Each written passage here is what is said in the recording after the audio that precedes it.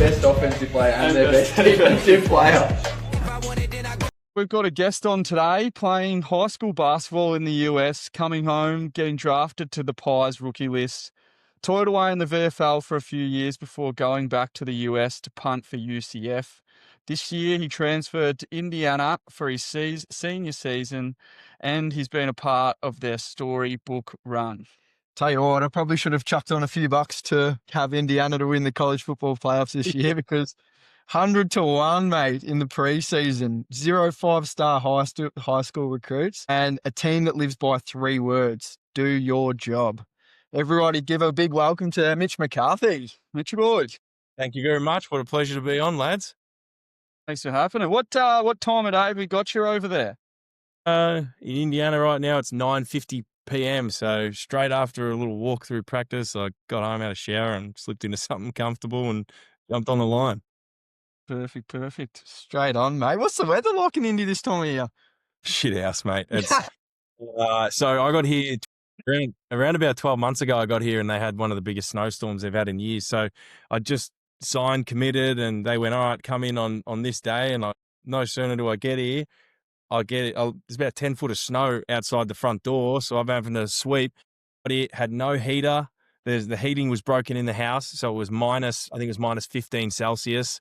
The house was like a bloody freezer. So I was just, for a couple of days, I was just rugged up trying to stay warm. Yeah, it's not pleasant in the winter. It's beautiful. Snow's beautiful, but I mean, it's gotten down to minus 20, minus 25 here. It's not my cup of tea, and probably it's not where I'd buy my forever home, but it's certainly a good place to play football.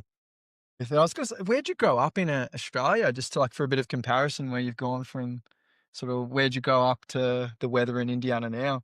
Yeah, I was a Frankston boy. So from south of Melbourne, I was a Franger boy. So grew up on the beach.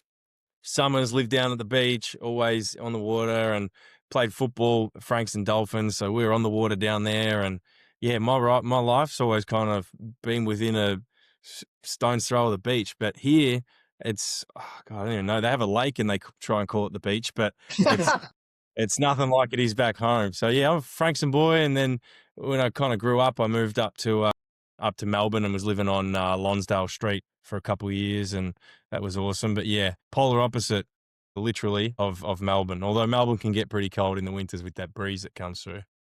That's the thing. I went to Canada a couple of years ago for a Christmas, and it got to like minus 10, and you come home and tell people like minus 10, like that's not minus 25 like you're dealing with, but it just hits somewhere different, doesn't it? Like your body's just not ready for it.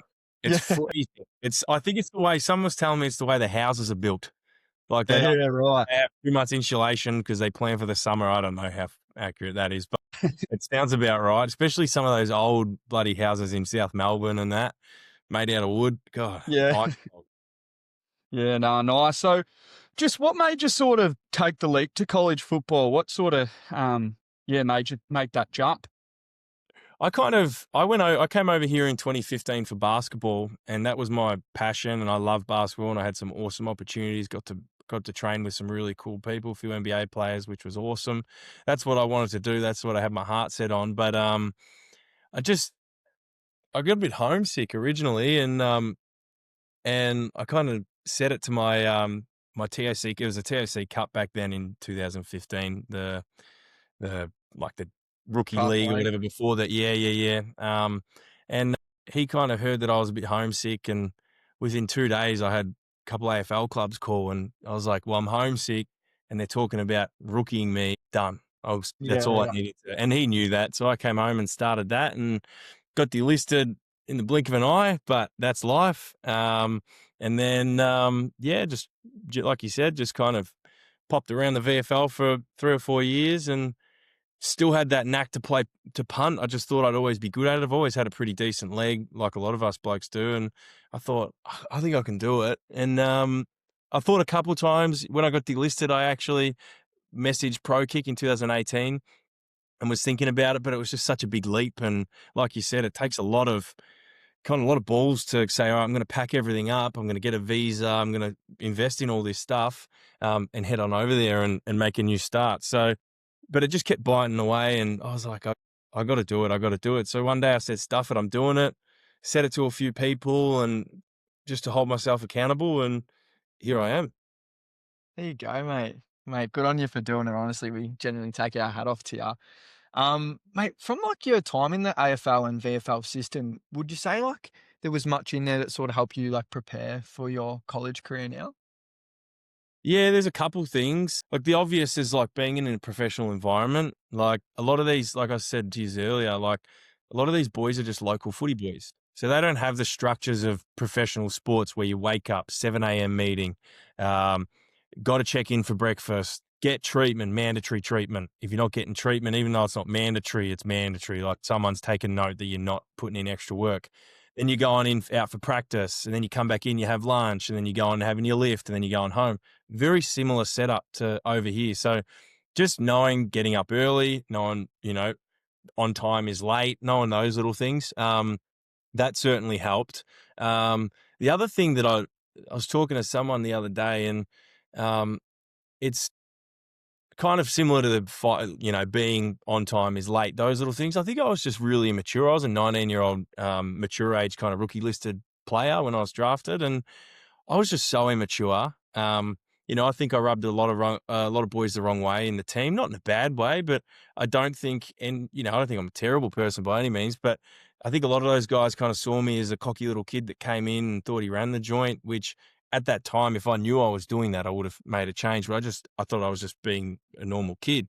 But in hindsight, I look back, I'm like walking into meetings 3 minutes before, and I got Scotty Pendlebury eyeing me off from the other side of the room and all the leadership group. And I remember getting pulled in one day and them going like, they brought in a couple of us rookies, and they basically it's almost like a exit interview, but it was like a midterm kind of middle of the season. And I was like excited. I'm like, I was playing okay. Like all it was about was how complacent I was. I wasn't putting in the work. We don't think you really want to be here. And to me, I was like, what? Like that is not how I would have thought I was going about it. I thought I was being professional. So that was a wake up call. And then getting delisted and speaking with, the late Matt Rendell. And he was saying, I was like, why did I get cut? And I was told it was because of injuries. I had a broken foot at the time, had some screws put in it. But he was adamant it was, being late to meetings. You just look like you didn't want to be here. You look like you didn't care. And that broke my heart because, like I said to you, if I knew I was doing that, I would have sat down and made a change like that. But you just don't know when you're 19. You just think you're doing the right thing. And that was a really tough lesson. And I've brought that over here and completely flipped the way I've gone about it. I'm always in the treatment room getting treatment. I'm always saying hello to everyone. I'm not walking down the hallway and kind of thinking I'm the big dog and ignoring people. And I'm very bubbly over here. I've made a boatload of friends. And yeah, they're probably the two biggest thing. But the second one is I think that was that humbling experience of like me thinking I'm doing the right thing wasn't the right thing.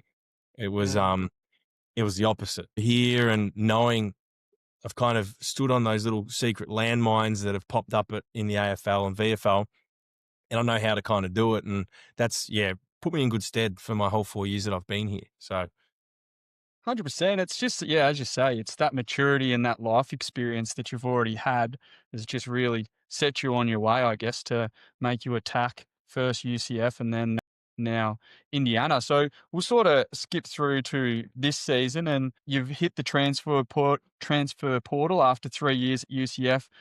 What sort of made you decide to go to Indiana? Was there any like recruiting stories or anything like that? Well, as I'm sure you boys know, Pro Kick is the number one kind of feeder for us boys to come over there. There's a couple other little programs that are making waves, but Pro Kick is like a monopoly. They basically own the industry of Aussies going over there. I didn't like what was happening. Our coach got fired, who, funnily enough, actually called me before the game. I'm not sure if you remember Gus Malzahn. He was the head coach at Auburn with Cam Newton. He won a national championship with Auburn as an offensive coordinator, and I didn't really like his scheme there, and it was just how it went down. He just got fired, and I went, well, everyone, it's crazy. Like, I don't know what an AFL club's like when it gets fired, but the whole place just turns into a carcass. Mm-hmm. As soon as the head coach, because the head coach, he takes his coordinators, he takes his quarterbacks. So all of a sudden, all these people are disappearing, going in the portal. People are walking around and their fearless leader isn't there. So people are like, what do we, it's amazing. I was in shock. I was like, you guys don't know no one has any idea what's happening. People aren't coming to work. Like, oh, well, I don't have to be here because we got no coach. So they come in, get their paycheck and go home, a couple of hours, go home. So, that kind of was a mess there. And I made a lot of friends there and reached out to Pro Kick, and they're like, we think Indiana might be a good fit because their punter, James Evans, he graduated. So I went, cool, done. I had a few other schools that I was speaking to, Mizzou, North Carolina were interested, Utah were interested. And, I was talking with a couple other schools, and I was like, I'll go in the portal, I'll go visit Indiana, and this day and age, NIL is a big talking point.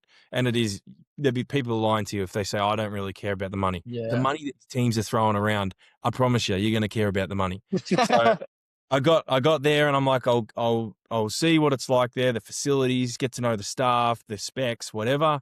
And then I'll get a number of the money, see what they're offering, and then I'll go to the next joint, compare it, just like you would kind of, I guess, if you had an agent that's kind of, they shop around a little bit.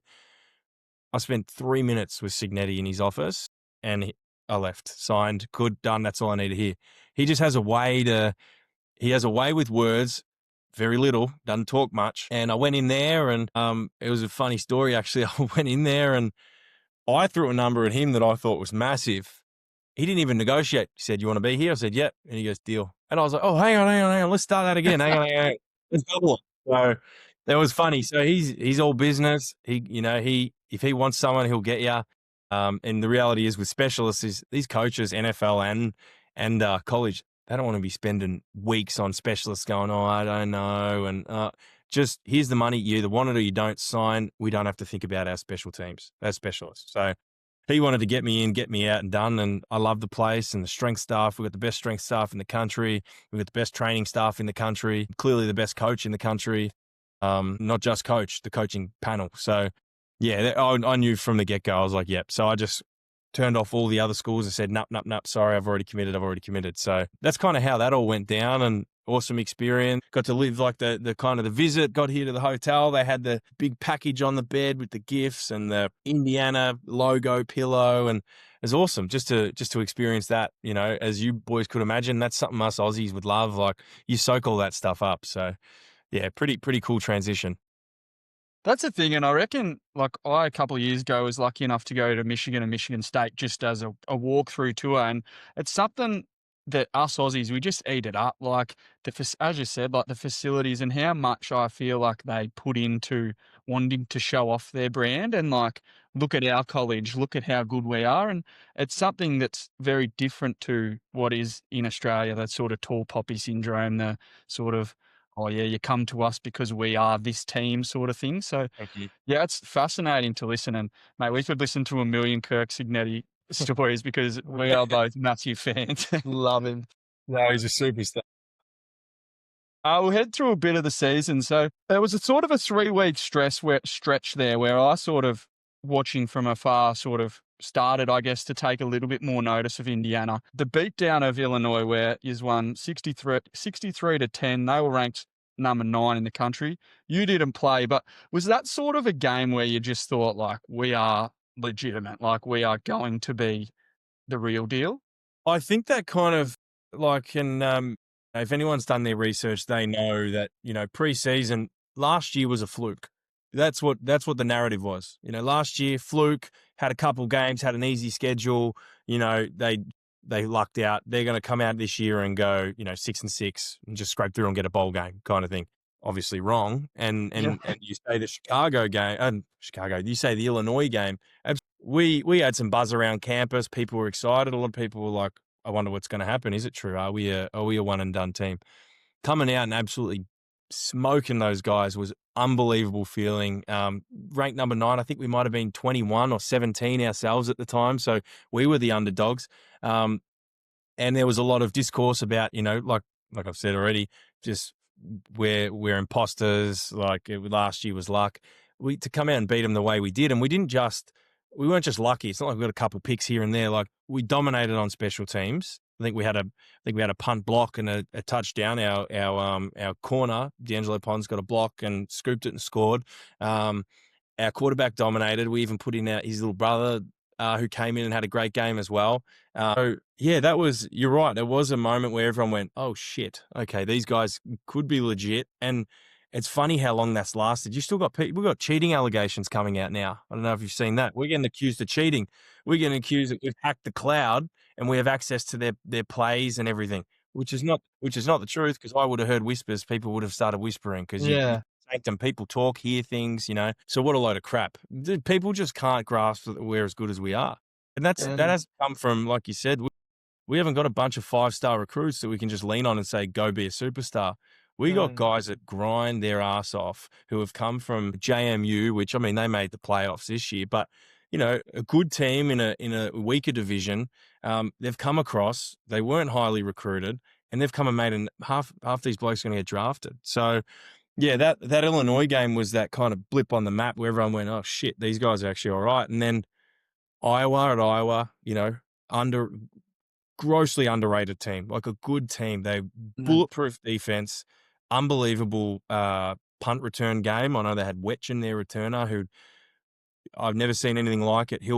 I was kicking it. I was playing keepings off with him because he's had five punt return touchdowns in the last 3 years. He's a superstar. And I was kicking against him, and so I was just putting him 35 yards up in the air so he couldn't return it. That's how dangerous he was. And I'd watch him punch his helmet when he had to fair catch it, or it hit the ground and he couldn't get it. He'd punch himself. That's how psycho that bloke is. He just wants to get it, go north, and get a touchdown. So Iowa was unbelievable. And then obviously Oregon. I think Oregon was the turning point where everyone went, these guys are legit. And then obviously just kept going for the rest of the year. We had a couple, not easy games, but easier opponents, and we took care of all that. Penn State at Penn State. We were told before that game, yeah, okay, these guys are going pretty average and not like they usually are. They lost Franklin, their coach. But these guys are an extremely athletic and talented team. It's Penn State. The players are still there. They've still got a heap of 5-stars, don't they? Yeah. It's still, one of the best rosters. It's just they're struggling to piece it all together. They gave us a run for our money. It wasn't for Cooper catching it on the goal line with a little toe tap. That would have been our first loss. So there's been a couple turning points this year. Penn State was big. And then obviously beating number 1 Ohio in the Big Ten Championship. That was the hardest game of the year. And so we did that. And and then Alabama and Oregon, I think each week we just keep proving to people why we are as good as we are. And we deserve to be ranked number 1, and we deserve to be the first seed in the playoffs. 100%. And that's probably what I've noticed as going through, as you've sort of run through. If we just rewind a little bit, like they, as you said with Iowa, they're extremely underrated. It's like a early 2010s Ross Lyon coach team. I think I was trying to explain to it, a couple of Aussies. Like they're just grinding it out defense, make the game muddy and ugly. So that was like a massive get up. And then the trip out to Oregon. Can you explain for the Aussies, like you're going to school and college, but Oregon to Indiana, it's across the whole side of the country. So just like what that trip is about and what that entails. Yeah, so I think it was a 5-hour flight maybe, but we basically, the school will charter an airplane, like a commercial airplane. So we go with United, I think. We go with United Airlines. So we have a whole United domestic plane to ourselves. We do our walkthrough. We go to the locker rooms. We get changed into our travel outfit. We go to the buses. We get fed. You get burritos or something. So you get fed, get on the bus. Everyone's eating. 10 cop cars get next to you. You've got a police escort straight to the airport, which is still to this day, I'm just like, this is awesome. I'm a celebrity. It's the best thing ever. Every week, you just like look out the window and these cop cars are flying past at 150 kilometers an hour. They're on their motorbikes with the helmets. It's hilarious. Right. People with their phones out the car taking photos. It's an awesome experience. And we get escorted straight onto the tarmac, straight up to the side of the plane. We get off the bus. We walk 50 steps. We get fed again, shakes, food, lollies, chips, whatever. Then you get straight onto the plane. You sit down. Everyone's laughing. It's awesome. Like the feeling of having a whole plane to yourself is so fun. It's like a party. So everyone's sitting there eating their food, talking smack, and take off, get there, and same thing. Cop cars and buses all on the runway when you land in Eugene. And then you get another escort to your hotel, and your fans are there and they're all waving you in, and unbelievable. And that's just the travel. pardon me, that's not even game day. Game day, you go through your meetings and stuff and you get fed at the hotels. That's all cool in itself again. Escort, and obviously being at Eugene, the way they took us around the back of the whole stadium. So we had to go through the tailgates. So we're getting pricks flipping us off, screaming at us, giving us fingers.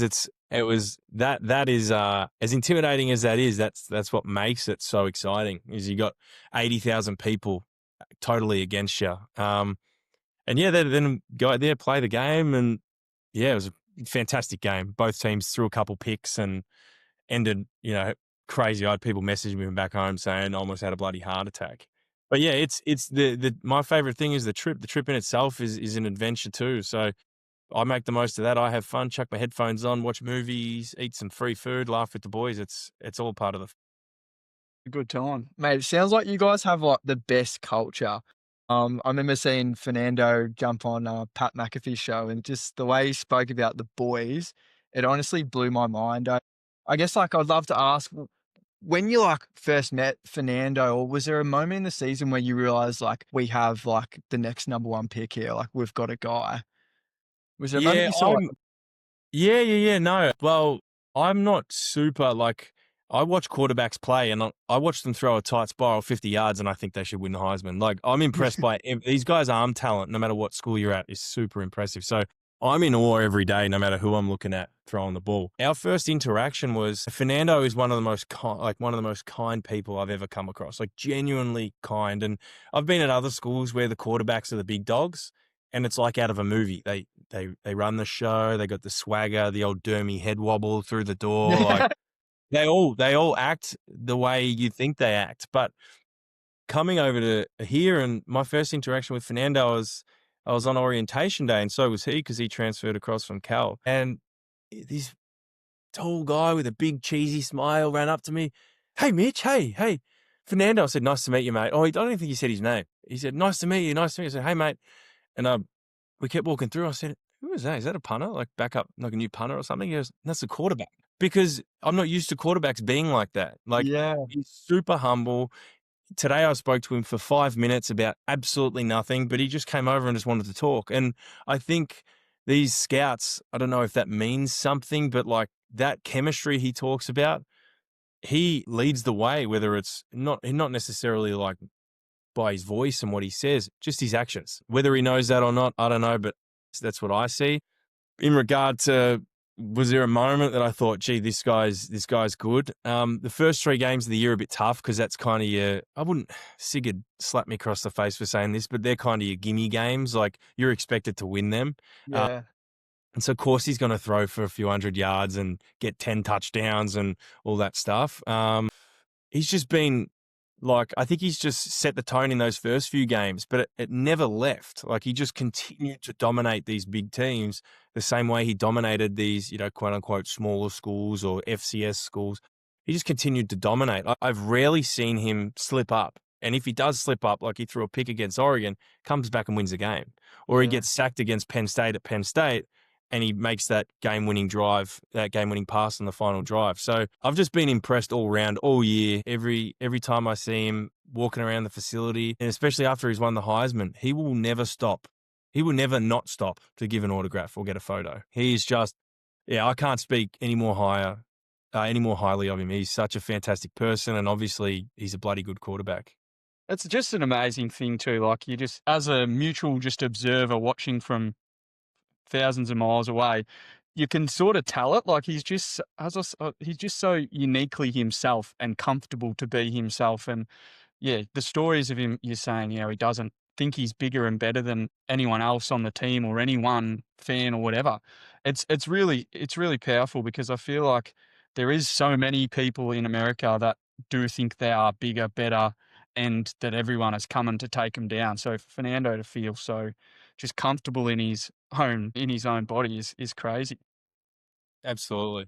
We'll head to the bowl game. So the Big Ten Championship, as you touched on earlier, like playing number 1 Ohio State, and again, from the reports I've been listening to over the course of the year, even then I don't think anyone expected Indiana to win. It was like, Indiana are the feel-good story. They've got here. They haven't won a Big Ten championship since 1967, but Ohio State are just Ohio State. They'll just win sort of thing. So was there any extra pressure internally or from the media or anything about winning the Big Ten and beating Ohio State, or was just business as usual? Business as usual, mate. I thought the same thing when we came into the meeting at the start of the week on the Monday of start of game week.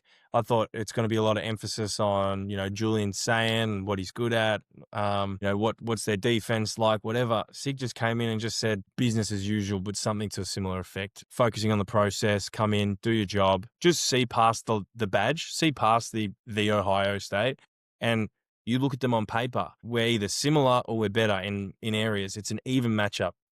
Go about how you've been going about. It's just another game. Go out there, play your game and win. Be relentless and win.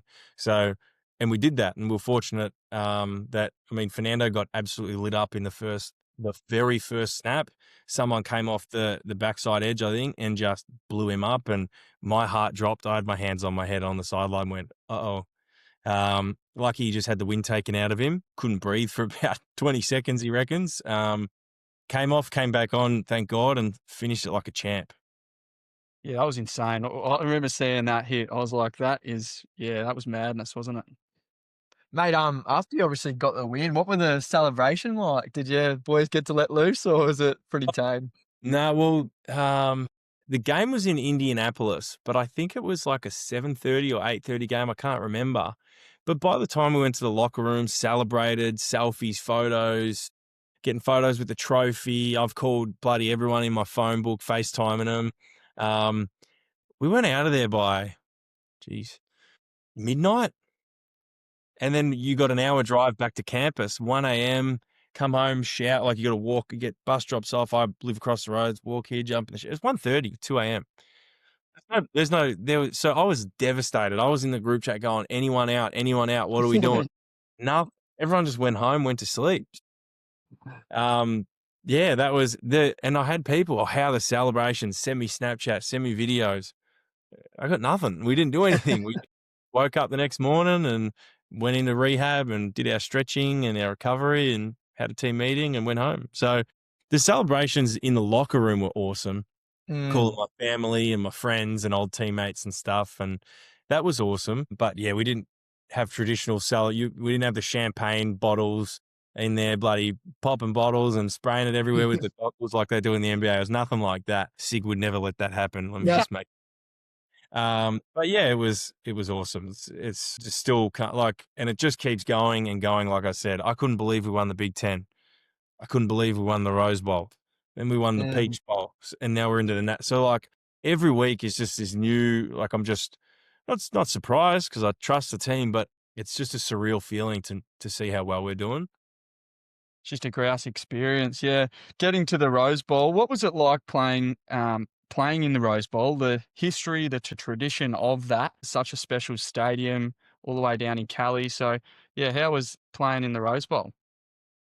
The lead up to it, so at these bowl games, it's very you get there, media. I had media on there's about 20 or 30 of us off the team had to go to a national media ESPN thing, and we all just sit in a room and get interviewed and they ask you questions. So we had a couple appearances. The hotel we stayed at the Intercontinental in downtown LA, which 5-star luxury hotel. We had the suite with all the gifts. We got all these gifts, bags, duffel bags, Oakley sunglasses, photos, frames, shoes, hats, everything. And so you get treated to that, and you obviously got your meals, and it's just, you feel like royalty. And you got the players lounge, which is just 5 Xboxes, 6 ping pong tables, mini arcade hoops over in the corner. So all of that just makes the experience. And obviously the better the bowl game, the better the experience. And yeah, so that was just the hotel. And then we stayed there for 2 or 3 days, and you're living like a king. And obviously, to the most important part, the Rose Bowl, getting there, and the whole entrance was packed, all red, because we're playing Alabama, who are also red and white. So you don't know who's who. It just feels like everyone's there for you. So no one was really sure about the makeup of the crowd, who's who. It's all black and white. Is that all us, all them? By the first play drive, you knew that it was all Indiana fans, because it just erupted. And anytime Alabama did anything, it was kind of hush hush. You weren't getting much. But yeah, obviously, stupidly famous tradition of the Rose Bowl. Like everyone who follows football knows the Rose Bowl. It's I think they call it the granddaddy of them all. And pre-game, I was out warming up and catching some snaps of my long snapper, and over the system, I hear them say, "Oh, blah blah blah, Magic Johnson here to do the toss." And I looked over my shoulder, it's just Magic Johnson just in the middle, like 20 meters away from me, flipping the coin. And I'm a massive basketball guy, and my knees almost buckled, and almost. So then we had a big B-52 jet or B-2 jet, one of those stealth bombers that are shaped like a W, just fly over the top, and like obviously goosebumps and unbelievable. Pat McAfee was there on the in the end zone, and like even seeing him, like, I mean, I love watching his show, and he's such an entertaining person. I don't think there's anyone more unanimously liked than Pat McAfee. So gave him a little fist bump on the sideline and cool stuff like that, man. It was such a good day. And then obviously winning it is just cherry on top. It was awesome. And not only winning it, dominating, which is is good for the confidence. Amazing day. Had my family over there and my fiance's family and a couple mates my old long snapper from my old school, and just such an awesome day, like one to remember. Got good photos, and yeah, it was unreal. Awesome experience. That's epic, honestly. I remember watching that game on TV, and just when the atmosphere like comes through the TV, like it must be hectic. Obviously, after that one, you moved on to the Peach Bowl where you beat Oregon again. Mate, I want to glow you up too much, but you played pretty well in that one. You had 3 punts, 47-yard average, 2 inside the 20, which is pretty handy work. I guess if we just look back at your season, mate, you've almost done your best work in all the biggest games for the year. Yeah. Yeah, I mean, ideally, I do my best work in every game. Probably haven't had my best season this year. I've struggled with some things. The Big Ten is a hard conference to play in. I think they call it the specialist conference, because it's like even the rushes you get from these schools, there's so much time goes into special teams. It's not just get out there and kick it. It's like, Yeah. I gotta look up, read the rush. Okay, they're overloading this side. We're gonna check left. Hang on, they've checked left. We need to check right, or we need to have a fake or a bluff or something. So like the amount of stuff I've learned this year is crazy. Not to mention the weather in the Big Ten's rough. In Florida, I was in the Big 12. I was going to Texas and wasn't that windy, or you'd play in Arizona and it's dead, no wind at all. So yeah, just came over here and struggled a little bit. But if there's one thing I'm happy with, it's like you said, the big games like Ohio State. I did my job. There was a couple weird kicks, from the 30 at the end where I had to chip it and all this stuff. But yeah, I think I enjoy a challenge. I think I enjoy these big games and that extra adrenaline and extra stuff, so much on the line. Yeah, it's like I said, I'd like to have done that every game. Hasn't quite gone my way, but when it's counted, I think I've done my role, and that's all the coaches ask. You don't need to be a superstar. Just come out, fucking do your job, and run off the field. That's it. We won't complain. So yeah, it was good. Oregon was good. Another beating the same team twice when people didn't think you'd beat them the first time is always sweet. Really goes to prove, it sort of puts a bit of legitimacy to you too, doesn't it? Like, we are better than them. We're a lot better than them. We are a legit now favourites to win the national championship. So I guess looking ahead to that against the U, the preparation, does it change is it any different changing? The same sort of preparation? Funny you say that. Sig tonight in our meeting, the first thing, he comes in, he doesn't spend more than like my old coach would spend 10 minutes in the team meeting. You'd do a grand entrance, always a minute late, has the big head wobble once again. There's a lot of doomy head wobbles.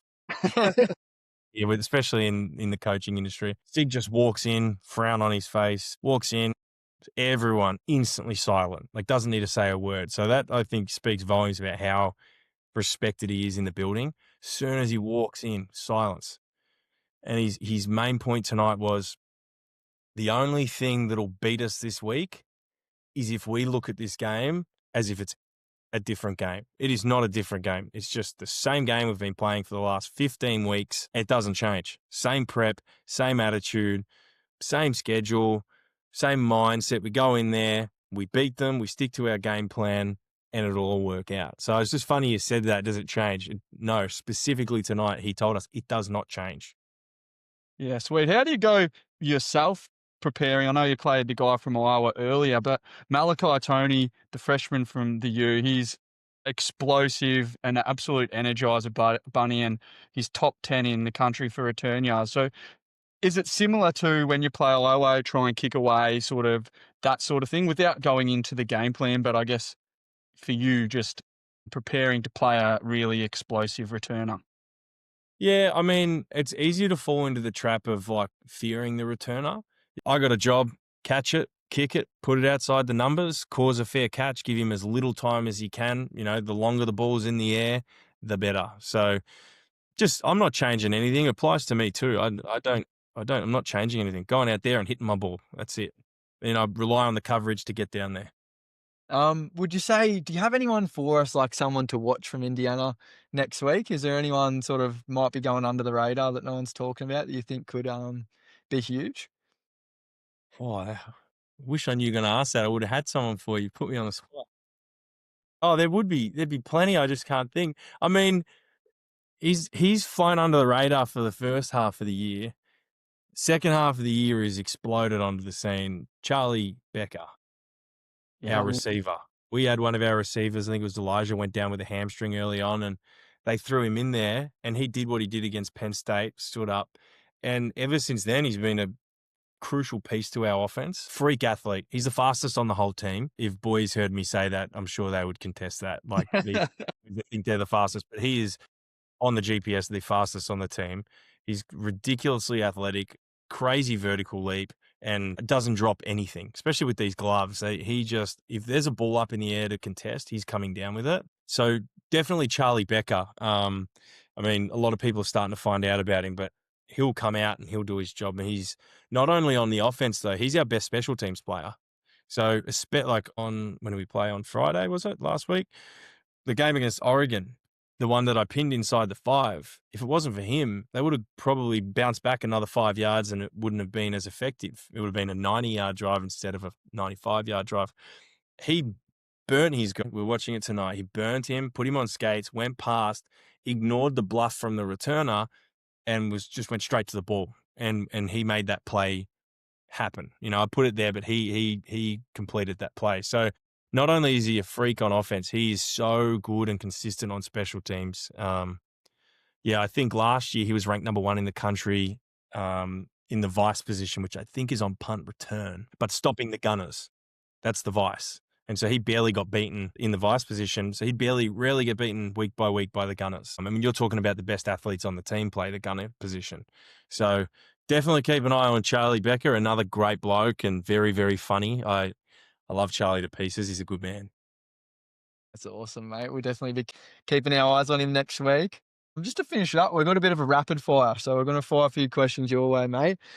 First one we had for you is AFL, NRL. Do you follow, I'm guessing from Melbourne, AFL? Yeah, AFL. I haven't really ever sat down and watched rugby. I'm sure if I gave it a shot, it would be awesome, but definitely an AFL guy. We're the same, mate. That's all right. Who do you follow? Hawthorn. I've always been a Good man. That's what we love to hear. Yeah. One-eyed Hawks. Good man. We love to hear that. We definitely love to hear that. What's an Aussie food that you miss most over in the States?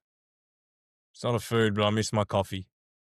No offense to America. They do a lot of things good. They do not do good coffee. And I don't think that's a surprise to any Australian that's ever been there, especially if you're from Melbourne and we're coffee snobs. I do miss a good Palmer with chips at the pub and meat pies. The other one that I've recently learnt is exclusive to Australia is the Australian sushi rolls. So the way we do our sushi is almost like the burrito, like the long rolls. Everywhere else in America, they don't do it. It's exclusively Australian. They slice everything. So you got to sit there and pick at it with, over here, you got to pick at it with it's a sit-down meal. Whereas sushi in Australia, you just grab it in the packet and walk down the street and chew away at it. So I miss the sushi. Mate, I guess the other way around, is there anything over in America that you could bring back to Australia, like any foods or takeaway? Foods? What do I love over here? What's it called? Buffalo chicken dip. I don't know if we have that in Australia. I don't know if you've ever heard of that. I don't know. I hadn't heard of it. Sounds So alright. Buffalo chicken dip is the best dip. It's basically like rotisserie chook in a relatively spicy kind of creamy orange dip. I can't describe it. It's just a chicken dip, but you go in there and you have crackers and you dip your crackers in there and it's phenomenal. So if you're ever in America, go to one of the supermarkets, get buffalo chicken dip. Amazing. and stock up and bring it home by the sound. Absolutely stock up and chuck a couple in your backpack. What's the biggest crowd you've played in front of, numbers Penn wise? State. Penn State at Penn State. That was 107 or 110. So an AFL grand final. And the Insane. scary bit is they're 100% capacity. They sell out every week. Yeah, that's crazy. That's so mind blowing. Like comparing an AFL grand final or bigger, like probably 7,000 more than last year's grand final, just at one of their regular season games. It's actually And for a It's- season, they didn't Yeah. have a very good season. Well, that's and the when thing. you The funny thing about the Penn State game is for the first 3 quarters, it didn't feel like Penn State. I was like, okay, this is pretty average. This is just like big and loud-ish. Oregon and Iowa were louder. As soon as they started to make a run and they got a couple back-to-back scores and they were in it, you knew you were at Penn State. It was like I was at the point where I was going to put bloody earplugs in. It was so loud and you can feel it through your bones. Like great feeling, but obviously not when they're right on your heels when we were up by a fair bit. Yeah, that even like you said, even when they were underperforming, like they still get 110,000 every week. madness, crazy. Last question we have for you, mate, is I know this one might be hard, but who's the number one locker room guy in Indiana?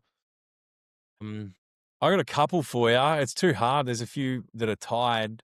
I think the funniest people on the team is an O-line guy. His name's Khalil Benson. Big, 6'7", 150 kilos. Best sense of humor. Actually, I don't know if you know who Drewski is. He looks like Drewski, and that's probably why he's funny. Just the best sense of humor and like never hesitates to crack a joke and be stupid. And a guy you probably don't know, his name's Grant. I think he's the third string quarterback. Just hilarious. Another one that's just a clown, always being stupid. Don't know whether he's being serious, so I just smile and nod my head and just assume he's making a joke. Yeah, they're probably the main ones. Yeah, and there's a lot of boys on that team that just glue everyone together. Like a lot of the boys that don't even play roles in the locker room and just glue everyone together. And it goes back to Fernando. Like he's when he says that stuff on TV and all that, that isn't scripted. That's not rehearsed. He's 100% right. I can vouch for him. You know, nothing against UCF at all because we were who we were. The culture was different. It wasn't as, family. And I think a lot of that comes from being forced to stay in the facility. You have to stay here till this time. Whereas Signetti's like, come in, get your job done and leave, which makes people want to hang around. You don't feel like you have to be there. And so the training room's always packed outside of hours that we don't even need to be there. There's always guys in the weight room doing stretching or something and boys just sitting in the locker room on the big couch watching TV at 7:00 at night just because they've got nothing else to do. So people want to be there. And yeah, that, like I said, that's a product of just all the boys buying in and everyone loves everyone. This is probably a little bit of inner sanctum secret, but at my old school, they fight. They go in the locker room and they fight. It's a very physical sport. Things, spew out into the locker room. Someone hits someone on the field, can't do it in front of the coaches. What do? They come in and they go, all right, and they go knuckles to knuckles and they fight, and then for me as a foreigner, I'm like, that's a lot. But apparently first introduction to it, and I thought that's just football and you hear stories. My friends at other schools, we had a fight today too. It's a very aggressive, barbaric sport, and that allows it to spill into the locker room sometimes. Has not happened at Indiana once. There hasn't even been people come off the field yelling at each other, nothing. I've never seen any altercation. And once again, that's just back down to the culture, and everyone has a massive amount of respect for everyone from starting quarterback to the 10th string scout punt returner guy. Everyone has a role and everyone respects each other, and that's what makes the place such a good place to be around. I love being at this place, and it's sad that I'm going to be out of here in a week is my last game. So yeah, it's been such a good year. It's crazy thing. I feel like culture can get sort of used loosely as a term, but when you do experience, and you can relate to local football, to professional sports, it's all the same. But when you're in a culture that is really tight knit and special, and for an Australian overseas in another country, having a family like what you sound like you have at Indiana is, it's no wonder you have had such a successful season. And yeah, one more to get, I guess. Absolutely, Then last you stop. Then you can really have the celebration. Yeah, the one you proper deserve. one. Yeah, absolutely. No, I can't wait. Yeah, so that'll probably wrap us up, mate. Where can the fans find you on socials or Yeah, just Instagram. It's just my name, Mitch McCarthy, 3 C's in McCarthy because McCarthy was taken. So yeah, I'm not really active on Twitter or anything. I just kind of use the old Instagram and that's about it. Love it. Nah, love it, mate. Thanks heaps for your time. It's been it's crazy. Biggest week of your life, and you jump on and chew the fat with us. It's been awesome to get a bit of a idea about the inner sanctum of Indiana, and we wish you nothing but the best going forward. No, we genuinely Absolutely. appreciate it, mate. No, absolutely. When I come back home, I'll head up to where you boys are and we'll have a beer at a pub or something and talk about hopefully winning the Natty. Lovely. Sign Sounds me like up, a mate. plan, my man. Thanks, gents. I really appreciate your Very time. good. Nah, no worries. Thank you.